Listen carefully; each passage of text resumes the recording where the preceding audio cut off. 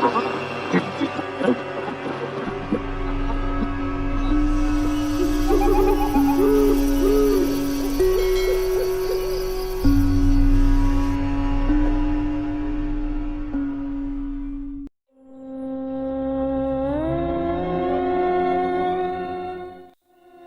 seorang ibu melahirkan setelah dinyatakan meninggal dan dikuburkan.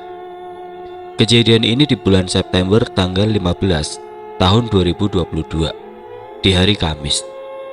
Di Rabu pagi, kebetulan di pagi itu cuaca sangat cerah setelah kemarin diguyur hujan seharian. Aku begitu semangat untuk berangkat ke kantor di pagi itu. Gak tahu kenapa, biasanya juga agak males.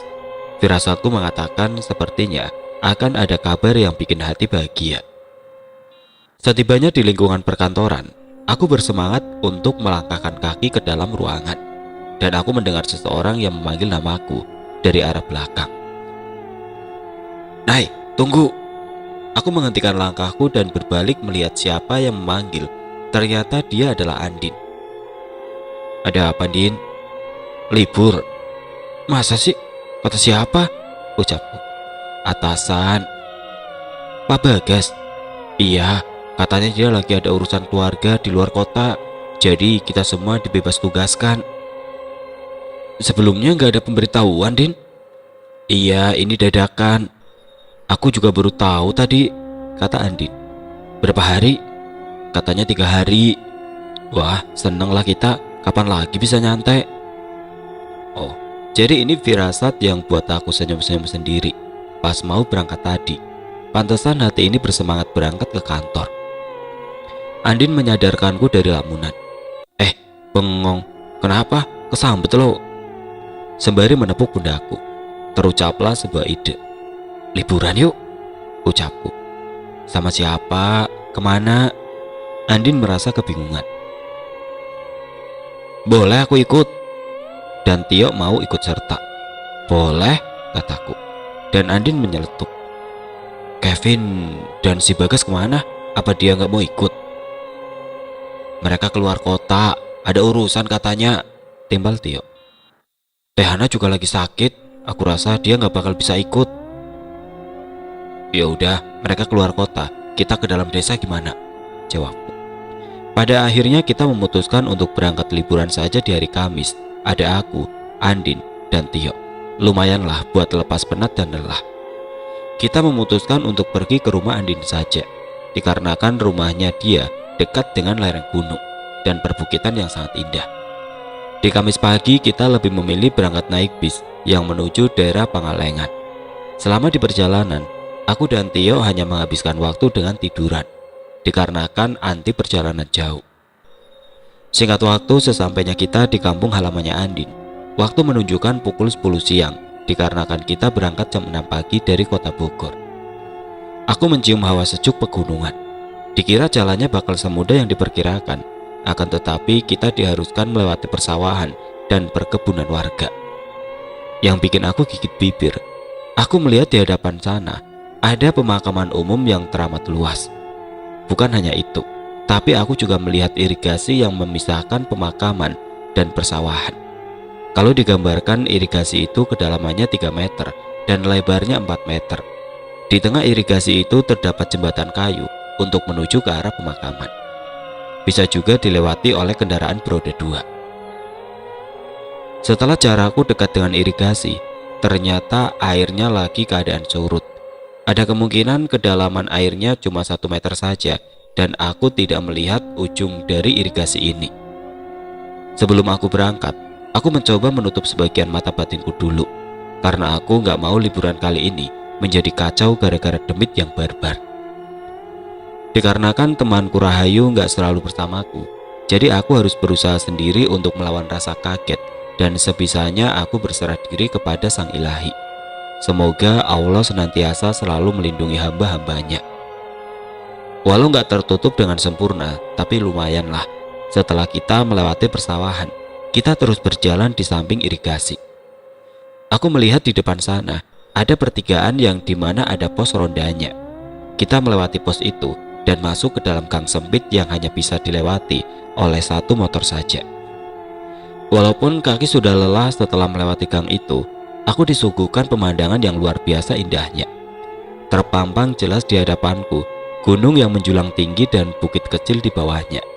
Terlihat jelas perkebunan warga dari jarak aku berdiri. Masya Allah, sungguh besar ciptaanmu ya Allah. Tidak henti-hentinya aku panjatkan rasa syukur atas keindahan yang terlihat oleh mataku. Singkat cerita, kita lanjut jalan ke rumahnya Andin terlebih dahulu. Kebetulan dari arah gang itu, kita berjalan lurus diperkirakan 20 meter melewati jalan setapak yang masih berupa tanah. Di samping jalan berjejer pohon bambu yang terlihat sangat rindang daunnya. Pada saat melewati rimpunan bambu itu teramat sejuk, tapi menyeramkan bagiku. Kalau di malam hari seperti apa ya, tidak dapat aku bayangkan, pasti menyeramkan. Sekitar jam 11 siang pada akhirnya kita sampai juga di rumahnya Andin dan disambut oleh ibundanya Andin dengan sukacita. Kita memperkenalkan diri dan meminta izin menginap untuk beberapa hari ke depan sampai masa cuti berakhir. Dan alhamdulillah kedua orang tua Andin menerima kami dengan sangat baik. Pada akhirnya kami disuruh bersih-bersih terlebih dahulu. Setelahnya kami disuruh makan siang bersama.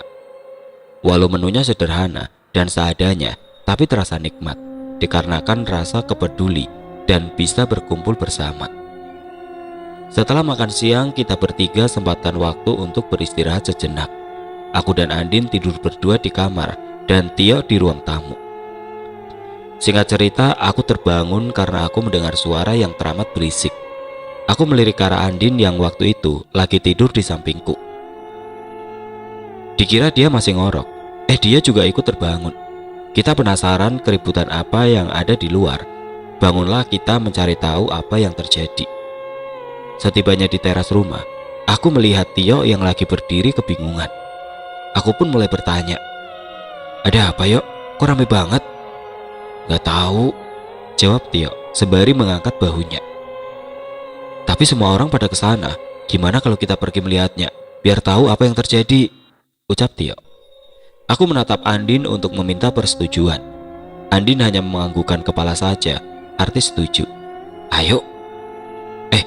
"Mana sandalku? Tungguin." Si Andin malah sibuk mencari sandal yang gak ketemu. Pada akhirnya dia memakai sepatu dan bergegas menyusul kami yang sudah terlebih dahulu meninggalkannya. Setibanya di lokasi yang sudah ramai orang, aku melihat pemandangan yang tidak biasa. Ada seorang pria yang lagi ngamuk di pelataran rumahnya. Kalau diperkirakan dari umurnya sekitar 30 tahunan. Pot bunga dan pohon kecil yang dekat dengannya menjadi sasaran amukan orang itu, sembari menjerit, teriak, dan menangis. "Apa yang telah terjadi?" gumamku. Saking penasarannya, aku pun mulai bertanya kepada seorang ibu yang lagi berdiri di dekatku. "Assalamualaikum. Maaf bu, ini ada apa ya? Kok sampai segitunya?" "Waalaikumsalam. Neng ini siapa?" "Saya temannya Andin bu." "Oh si Andin. Itu Neng, ngamuk karena gak rela ditinggal meninggal sama istrinya yang lagi hamil besar." "Innalillahi wa inna ilaihi rojiun," ucapku. "Siapa yang gak sedih Neng? Ibu yang lihatnya juga ikut sedih dan merasa prihatin. Malahan sudah lama dinanti kehamilannya, pas udah waktunya lahiran malah meninggal." "Emang sudah berapa lama mereka menikah bu?" "Begini Neng, si Yayan nikahnya udah 5 tahun.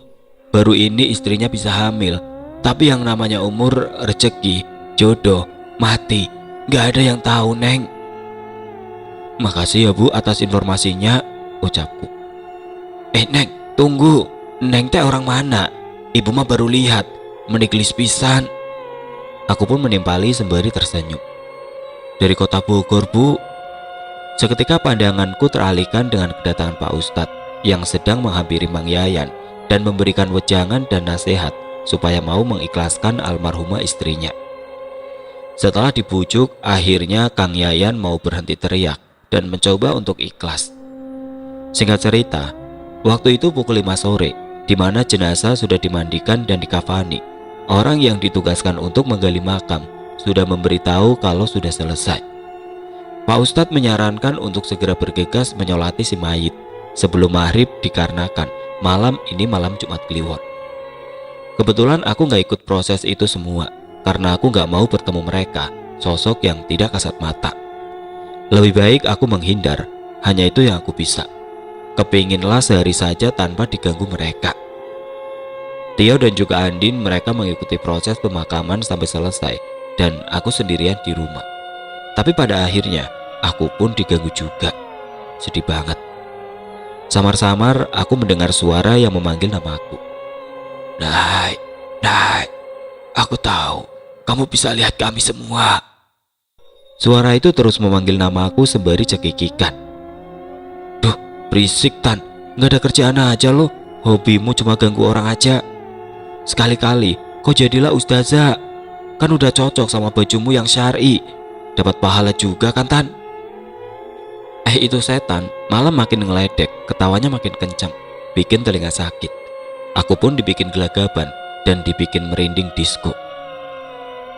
Aku mencoba tutup telingaku pakai bantal, sampai pada akhirnya aku dikejutkan oleh kedatangan Tio dan Andin. Weh, lagi ngapain?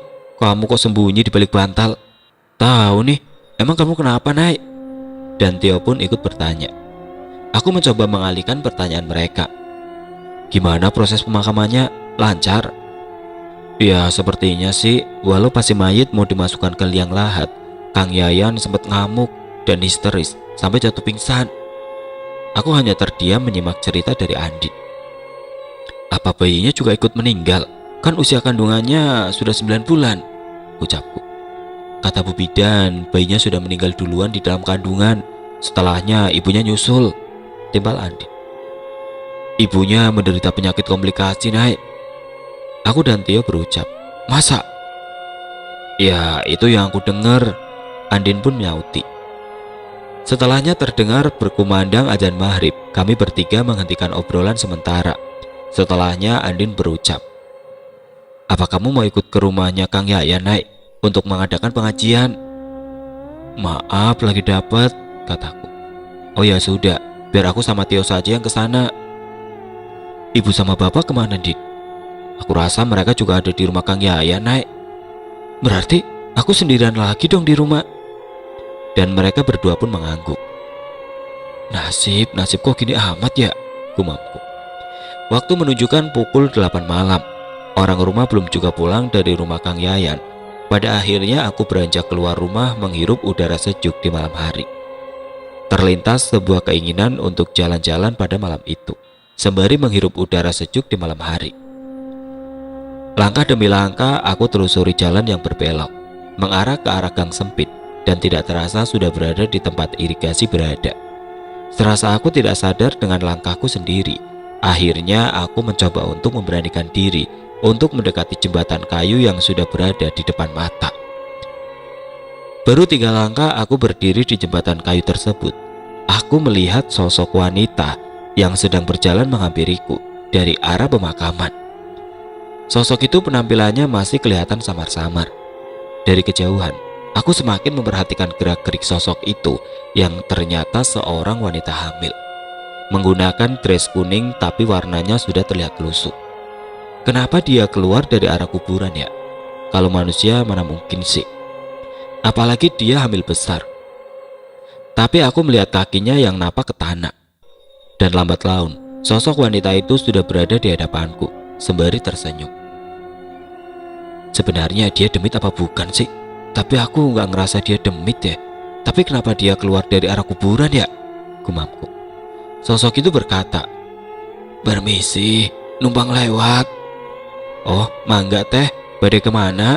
Dan teteh ini siapa ya? Ini sudah malam, nggak baik ibu hamil keluyuran di luar," kataku. "Nama teteh Erin, saya mau ke Emak Paraji," atau dukun beranak.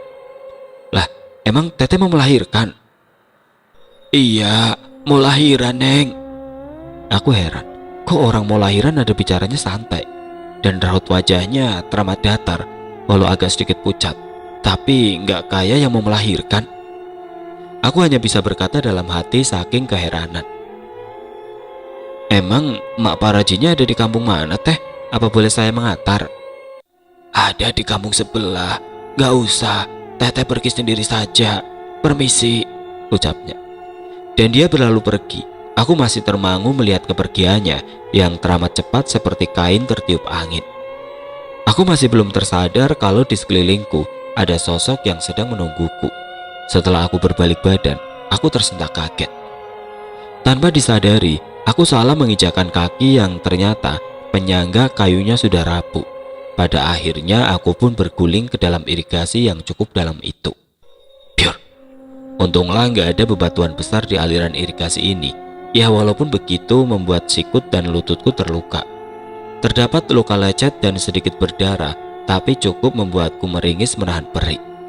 Aku berusaha untuk bangkit dan mencari sesuatu supaya aku bisa naik ke atas. Tapi sayang, dinding irigasi ini cukup tinggi. Aku berusaha tidak menghiraukan penampakan di depanku sesosok pocong yang mukanya hancur gosong, bentuknya sudah enggak karuan, dengan sorot mata berwarna merah.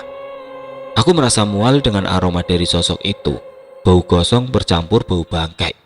Pocong itu seolah mengejekku yang sudah basah kuyup. Sosok itu hanya menggerakkan badan ke kiri dan ke kanan, dan kepalanya yang terus bergeleng dengan perlahan. Sampai sini, gimana gak terkejut? Pas berbalik sudah berhadapan dengan wajah pocong dengan jarak 3 jengkal dariku. Cong, dasar bejikur lo, kaget gua. Tiap lihat muka lu, Cong, gue selalu apes bawaannya. Mau tak tampol pakai sendal, biar kamu juga merasakan apa yang kurasa, Cong.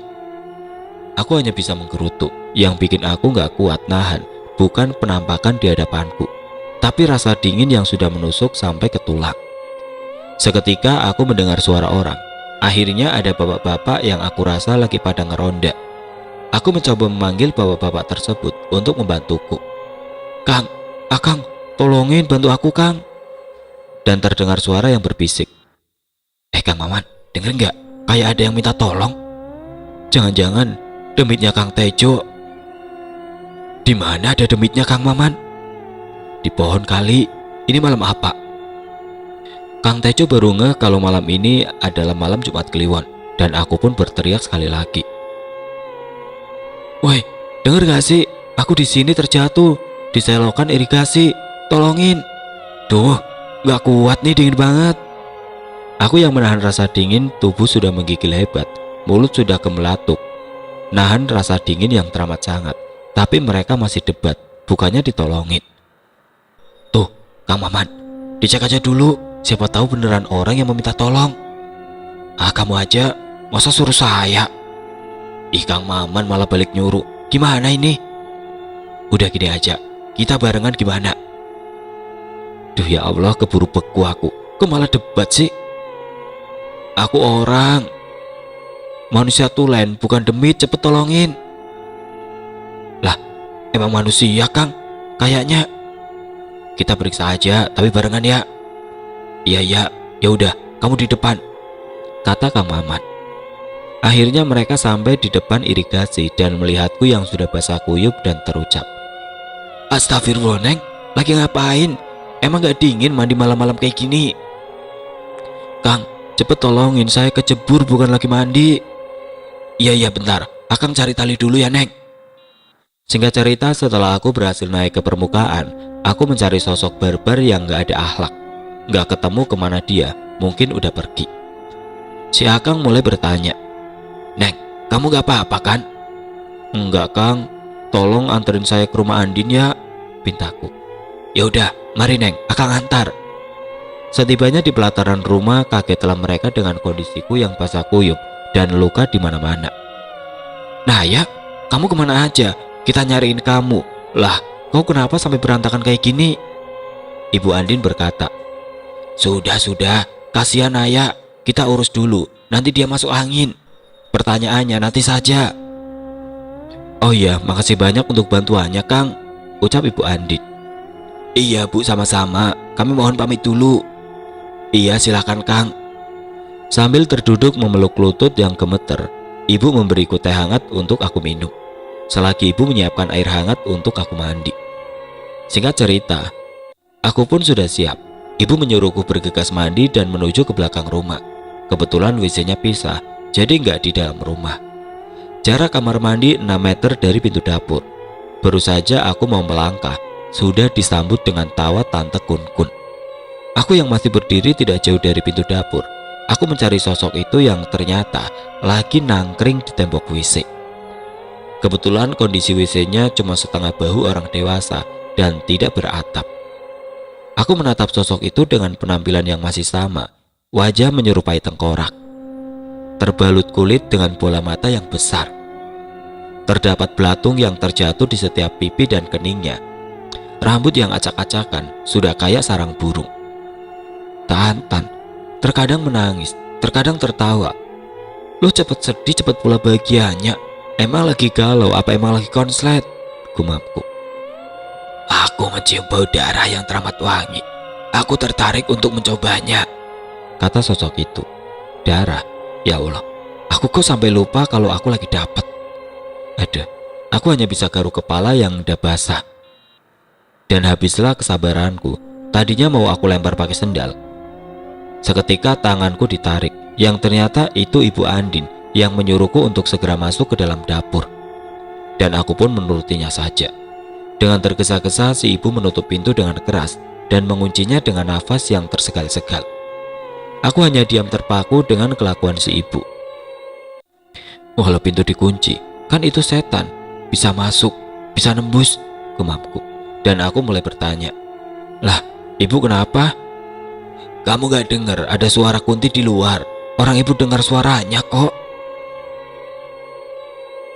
Kayaknya bukan aku aja deh, melainkan seisi rumah juga mendengar suara dari Kunti itu. Ibu menyarankan untuk aku bersih-bersih di dapur saja. Kebetulan lantai dapurnya masih berupa tanah. Ya mau gimana lagi dengan terpaksa bersihkan diri di dapur dengan super kilat. Dan kurasa Kunti itu sudah menjauh. Suaranya udah nggak kedengeran lagi. Singkat waktu, pada saat makan malam yang tertunda gara-gara aku menghilang katanya, aku diajar berbagai pertanyaan sama semua termasuk Ibu Andi. Aku menjelaskan secara detail kepada mereka dengan apa yang telah menimpaku. Dan ibu mulai bertanya, Naya, ibu tadi lihat kamu, kok malah ditatap itu sosok Kunti? Emang kamu gak takut? Jangan khawatir bu, Naya kan temannya Demit, jawaban Andin sembari cengengesan. Dengan rasa kesal aku lempar handuk kecil ke arah mukanya si Andin. Wah kampret lo An, mulutmu kalau ngomong disaring dulu napa?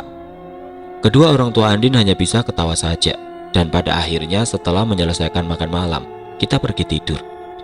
Alhamdulillah di malam itu gak ada gangguan.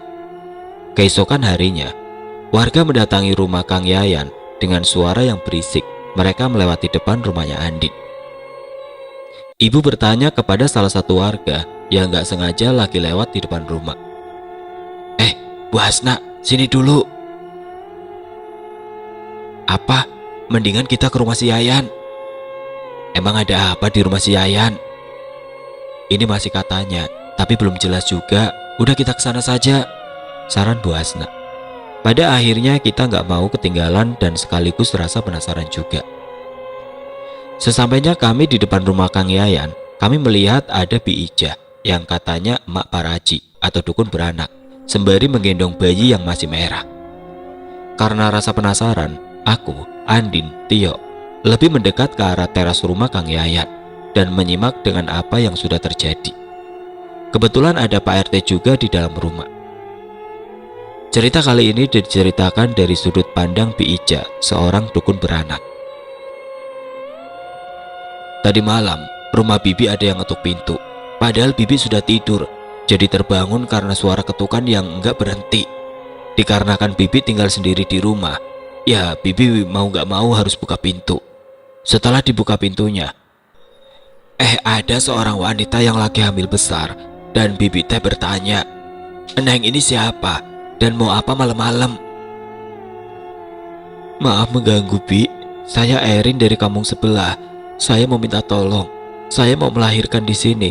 Apa Bibi bisa bantu? Biasanya Bibi dibantu sama bidan Susi, Neng. Tolong ya Bi, waktu saya tidak banyak. Saya kepingin bayinya selamat. Tolong Bi, saya mohon. Aduh, gimana nih? Apa saya tolong aja dulu? Tapi kalau terjadi sesuatu gimana? Bi Ija pun merasa kebingungan harus keputusan apa yang diambilnya. Nggak bakal terjadi sesuatu terhadap saya, Bi. Bibi tolong saja bayinya, ucap wanita itu. Ya sudah, sini masuk. Kamunya berbaring saja dulu di sana.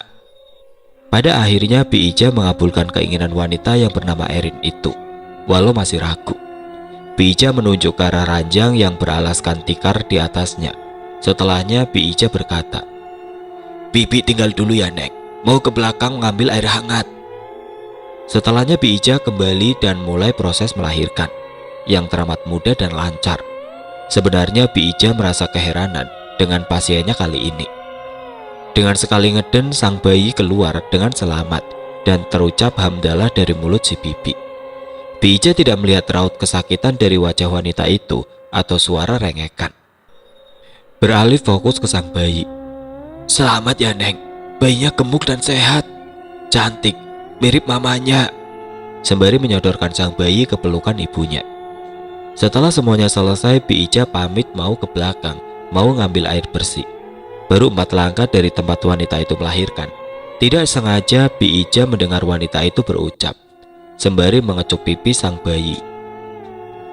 Maafkan mama ya, Nak. Mama gak bisa menjagamu, membesarkanmu, merawatmu. Asal kamu tahu, Nak, mama begitu menyayangimu. Anak mama yang cantik, kamu hadiah yang terindah untuk mama dan ayah. Maafkan mama yang harus pergi dari sisimu, Nak. Bi Ija tidak menghiraukan perkataan wanita itu. Dia berlalu pergi ke dapur untuk mengambil air bersih. Setelah dari dapur, Bi Ija sudah tidak melihat sosok wanita itu lagi. Kemana dia? Dan sang bayi menangis kejer terbaring sendirian. Bi Ija mengambil alih untuk segera menggendong sang bayi, supaya terhenti dari tangisannya. Bayi ini seakan merasakan kesedihan yang teramat sangat. Bi Ija berusaha untuk menenangkan sang bayi, tapi selalu gagal. Setiap dicoba tidak membawakan hasil. Sampai pada akhirnya terdengar suara adzan subuh yang bersautan. Bayi itu pun terlelap. Bi Ija terduduk lemas karena semalaman dia tidak tidur dan terduduk di ranjang tempat di mana semalam telah menolong sosok wanita misterius. Sembari masih menggendong bayi yang masih merah, Bi Ija meraba tikar yang bersih. Tidak ada noda darah sama sekali. Dan tanpa disengaja, Bi Ija menemukan sebuah KTP dan sepucuk surat, yang dimana KTP itu tercantum atas nama Yayan Supriyadi. Di keesokan hariannya, Bi Ija beserta bayi yang ada di gendongan mendatangi alamat yang tertera di KTP, yang ternyata berada di desa sebelah. Sudah tanya sana sini, pada akhirnya ketemu alamat yang dituju. Dan sekarang Bi Ija berada di sini, ingin memberikan bayinya ke Kang Yayan. Semua warga yang menyimak hampir tidak percaya atas apa yang dikatakan Bi Ija. Dan terdengar desas-desus dari warga yang mengatakan, masa bangkit dari kubur hanya untuk melahirkan? Iya bener kan, baru saja kemarin sore di kuburnya. Ih, kok serem ya, jadi merinding aku. Itu yang aku dengar dari mulut warga. Aku sempat teringat kejadian semalam yang menimpaku, yang dimana aku bertemu dengan sosok wanita yang datang dari arah kuburan, yang katanya mau melahirkan. Apa jangan-jangan sosok itu yang dimaksud Bi Ija? Soalnya nama dan cirinya sama, Erin, pikirku. Aku masih melihat Kang Yayan terdiam terpaku, melihat sang bayi yang masih digendongan Bi Ija. Dengan gesit Bi Ija menyodorkan bayi ke arah Kang Yayan. Kang Yayan berucap, Bi, jangan bohongin saya. Istri saya baru meninggal kemarin sore. Tanah kuburannya masih basah. Dan itu tidak mungkin. Bi Ija kembali merangkul bayi yang sudah mulai menangis. Baiklah, Bibi tidak akan memaksa. Tapi sebelum Bibi pergi, coba dibaca dulu surat yang Bibi temukan berserta KTP ini. Siapa tahu bisa jelasin ini semua. Pada akhirnya Kang Yayan mau menerima surat tersebut dan mulai membacanya. Seketika pecah tangis dari Kang Yayan setelah selesai membaca surat tersebut, dan meminta bayi untuk digendong oleh Kang Yayan.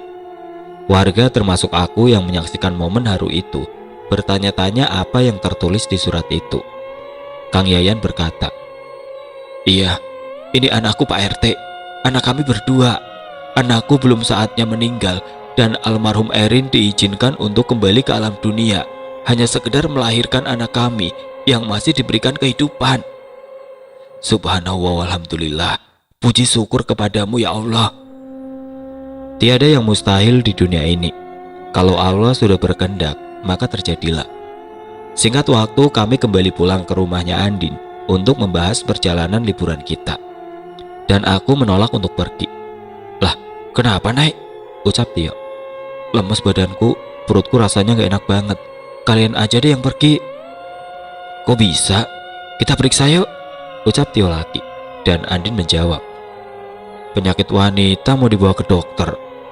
Lah, emang selalu seperti itu ya? Tio menimpali. Aku gak apa-apa, kalian pergi saja. Nanti aku minum air hangat, pasti agak baikan. Bener nih kita tinggal, jadi gak seru deh, jawab Andin. Soalnya ibu sama bapak lagi di ladang. Apa bener kamu mau ditinggal di rumah sendirian? Iya bawel, udah sana. Kita berdua pergi dulu ya. Bye Naya. Aku terkulai lemas di kasur sembari miring ke kanan sambil menahan perut yang teramat sakit. Ada seseorang yang memelukku dari arah belakang sembari memegangi perutku yang sakit. Tercium bau harum yang menenangkan dan aku membiarkan. Sosok itu memelukku dan rasa sakit perlahan berkurang. Aku berbalik ke arah sosok yang masih memelukku. Begitu dekat jarak kami, cuma 2 jengkal, wajah kami saling bertemu tatap. Aku menatap bola mata yang indah, wajah yang tidak asing lagi bagiku. Wajah yang tampan yang selalu membuatku, susah untuk dijelaskan. Dia tersenyum manis dan terucap, apa masih sakit perutnya? Aku cuman menggelengkan kepala. Dia malah semakin tersenyum, memperlihatkan deretan gigi putihnya dan mengelus pucuk kepalaku. Tidak terasa aku pun terlelap. Setelahnya aku gak inget lagi. Aku pun terbangun setelah mendengar ada seseorang dari arah dapur. Kurasa ibu lagi masak, soalnya tercium bau harum. Pada akhirnya aku pun terbangun untuk menghampiri ibu yang lagi masak. Siapa tahu butuh bantuan. Setibanya aku di pintu dapur, ternyata bukan ibu, tapi dia. Kamu sudah bangun, Naik? Ucapnya. Aku tidak menggubris ucapannya, tapi malah memperhatikan masakan yang sudah terhidang di atas meja.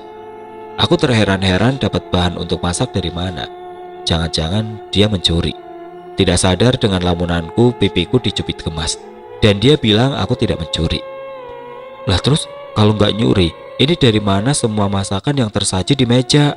Ucapku. Aku yang masak lah, katanya. Sejak kapan kamu pandai masak? Jangan ngeledek, walaupun aku setengah jin, aku juga punya ibu manusia. Aku belajar dari dia. Oh, dan aku cuma Ria. Terus beli bahannya duit dari mana?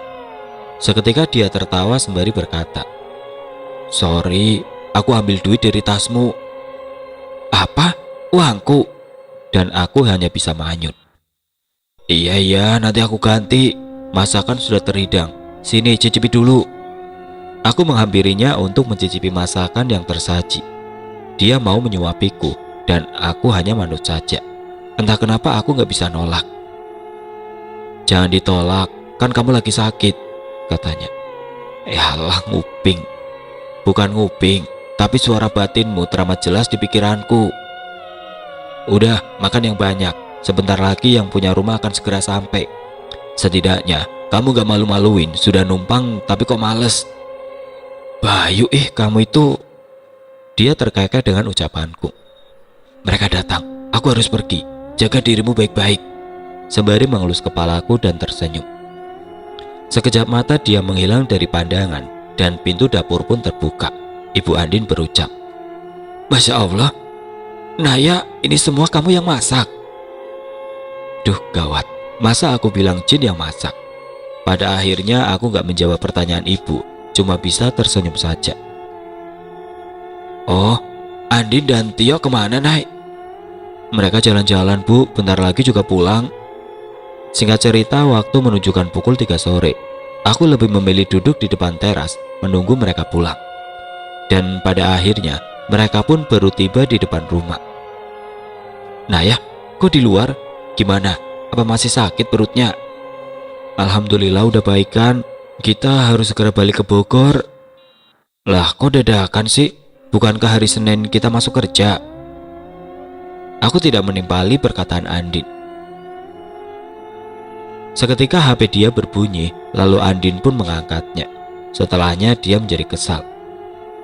Gila, baru aja kita mulai ngerasa senang, mau liburan panjang. Pak Bagas nyuruh kita balik, ada tugas katanya. Udah gak aneh, timbal Tio. Terus kita balik sekarang nih ceritanya. Bukan, lebaran soang baliknya, cipik Andin. Kayaknya dia kesal dan aku hanya terdiam sembari tersenyum melihat mereka yang uring-uringan. Akhirnya jam 5 sore kita mulai bergegas pulang.